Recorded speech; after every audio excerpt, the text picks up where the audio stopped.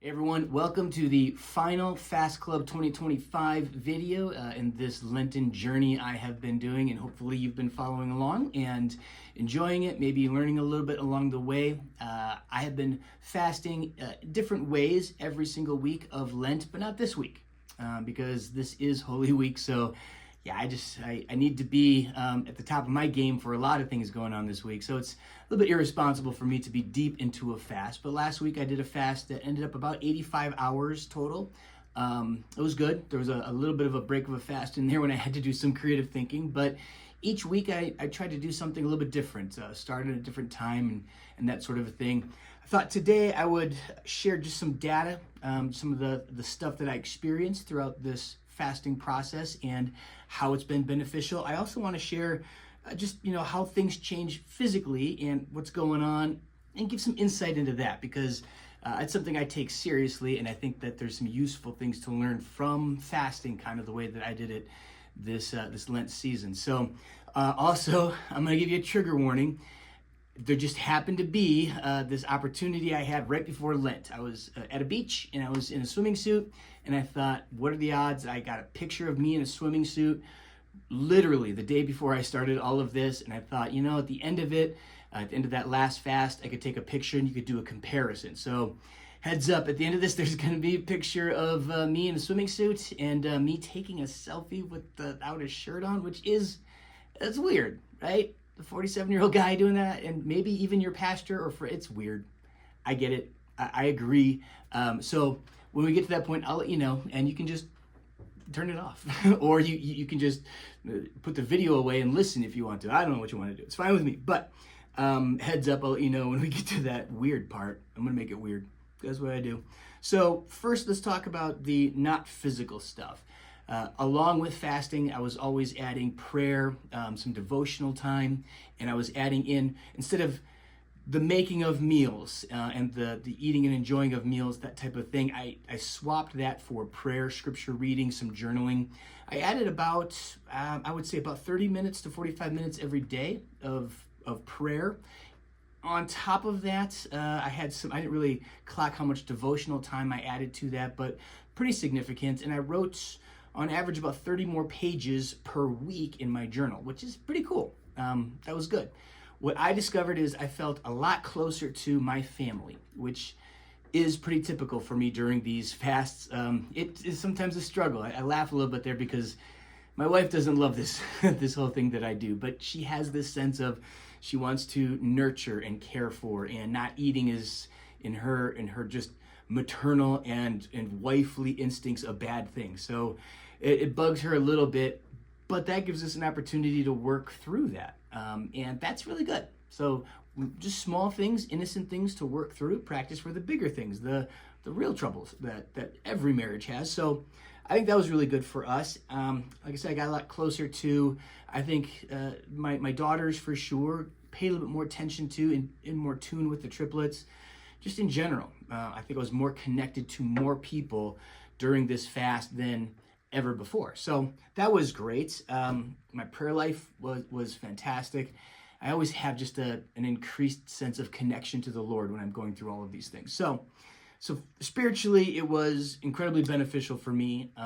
Got some clarity on a lot of different things in my own head, in my own heart, but also physically. So I use a machine. It's called an InBody machine. It's at the gym I work out at. It's a scale, but it's got these things you hold on to, and then like these connectors on your feet, and it runs a light current through your body, different frequencies, and it can measure muscle mass, fat, all that kind of stuff. So we're gonna take a look at some of that stuff.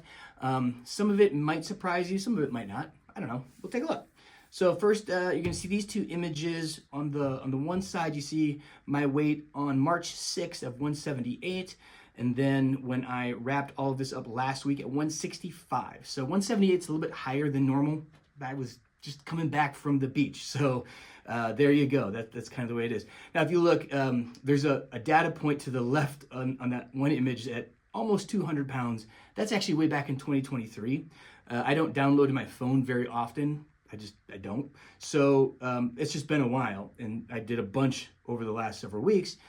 But what you see there is actually back when I was trying to put on as much muscle as possible, get as big and strong as possible, because for some ridiculous reason, I decided I wanted to do big, heavy lifts. I don't do that anymore. I switched things up a little bit. So you see there, 178. I'm usually about 175. So I lost about 10 pounds. As I said in an earlier video, we would for sure notice that we would lose muscle mass because you can't go into a caloric deficit. You can't really lose without losing both fat and muscle. So I lost about 5 pounds of muscle. We're gonna look more in depth on the next couple of images. What you're gonna see here is the segmental analysis. First, the lean body mass. You see right there, it says trunk at 76.1, and then at the end, it was 72.5. That's where I lost most of the lean mass, the muscle mass was right around my trunk, which isn't surprising. This is what happens with men, right? When we add or when we subtract, it's usually around our waist first. So I did lose a little bit, kind of all over the place, arms and legs and all of that. But then you flip again to the next images and you can see the fat portion of this. Again, I lost most of the fat around the trunk, a little bit around the other spots as well. But overall, this kind of all makes sense as far as how I generally lose weight. This next image is where things start to get interesting. So you'll notice again there where my skeletal muscle mass decreased. I anticipated that. And then my body fat mass, like how much fat I'm actually carrying, went down about 3 pounds. And you think that's good, right?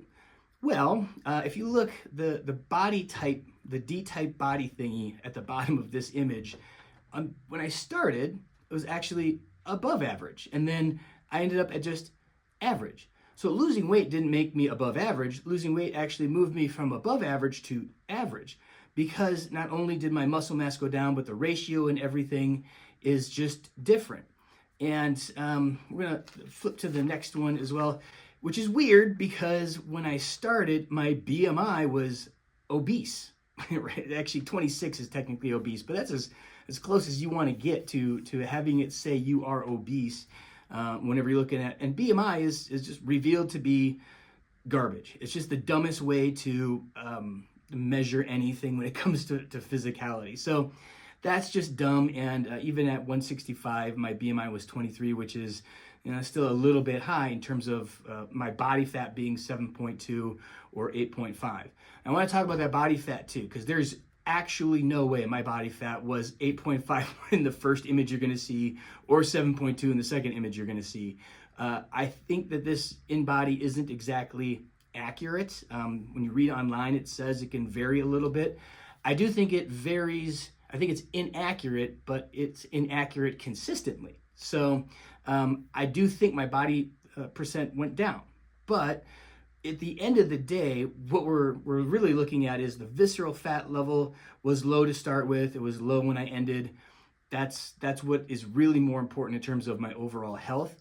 And to be absolutely honest, I feel better when we started physically. So my weight came down. That was nice. Now, the whole point of all of this, and I guess we'll look at one more image here, just my water levels were good. So there's evidence this wasn't a water cut, right? It was basically the same amount of water, a little bit less, but muscle and fat hold water too. So it makes sense that how much water in my system is lower. But this is all to say, I'm gonna put up, now here's your trigger warning. I'm gonna put up those two images at the beach and then at the end of all of this.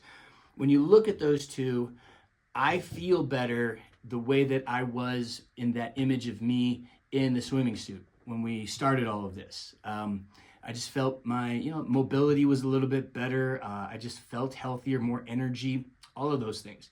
You might look and think, well, but you look better in this other one because you've got less body fat, etc. I don't care. What's way more important physically is how you feel. What's way more important is this body that I have is in good shape, feels good, so that I can be better at being a husband, a dad, a pastor, a friend, a neighbor, a coworker, whatever it is that I'm being. I want to be as good at it as I can be. And during the fast, I could feel inflammation down for short periods of time. My joints felt better, felt worse again pretty quick when I broke my fast. But Yes, there's the physical benefits to having gone through the fasting, absolutely there. It's improved my immune system, I'm quite sure. Lots of really good things happen physically. But I want to be at that other spot. I want to be closer to 175 because I just feel better, have more energy, and that's really what's most important. You look around the world and they might show you these images of being super skinny, very lean, all of that. That's the ideal. Now, the world lies to you. It's not how you look.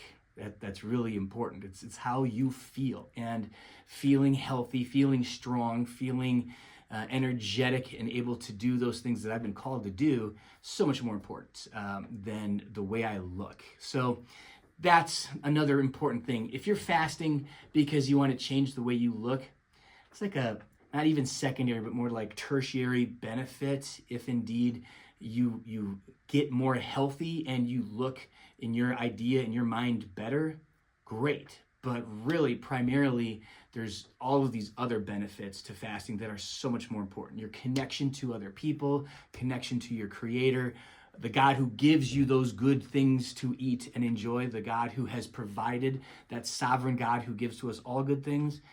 Getting connected with him when you are lacking and you have not, so that you can pray more in depth and be connected with the great things he has given you, even when you are 85 hours into a fast and feel depleted, knowing that God has poured into you so much in terms of his love, his mercy, his grace, the faith that he has given to you growing, all of that. That's why you fast. This physical stuff is interesting. Just don't do it for that reason. You might want to do intermittent fasting, but that's for health reasons that are apart from this thing that we were doing during Lent. So hopefully you enjoyed this and you journeyed with me. Hopefully you might consider fasting sometimes. I do it throughout the year in less specifically planned or intentional ways. When something comes up that I need to be deep in prayer on, or spend a lot of time focusing my attention on, or something that is critically important to God's kingdom, to my family, then I'll go and fast, and I'll spend a lot of time just working to understand better what he's calling for me to do or say or how to live.